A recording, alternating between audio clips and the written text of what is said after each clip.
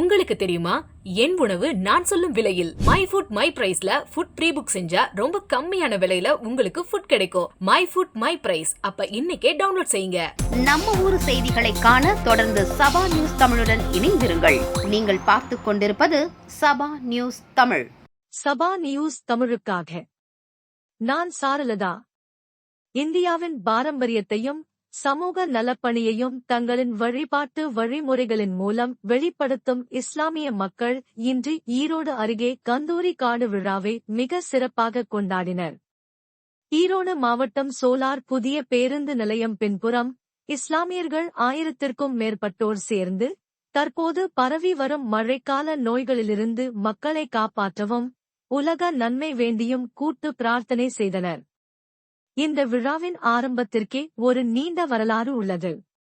150 ஆண்டுகளுக்கு முன்பு ஈரோடு நகரில் பரவிய காலரா தொற்றால் ஏராளமான மக்கள் பாதிக்கப்பட்டனர்.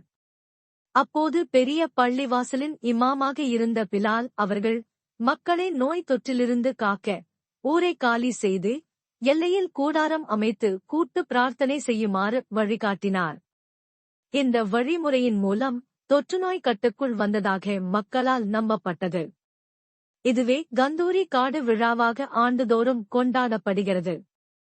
இந்த ஆண்டின் விழாவில் ஈரோடு, பவானி, கோபி, பெருந்துறை, கரூர் உள்ளிட்ட பல பகுதிகளில் இருந்து முஸ்லிம்கள் கூடி வந்தனர்.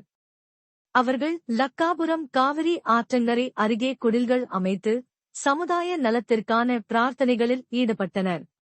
ஈரோடு அண்ணாநகர் பள்ளிவாசலின் இமாம் அகமது அமானி தலைமையில் நடந்த பிரார்த்தனை நிகழ்வில் உலக நன்மை வேண்டியும் பரவி வரும் நோய்களிலிருந்து மக்களை காப்பாற்றவும் எல்லோரும் ஒருமித்து பிரார்த்தனை செய்தனர்.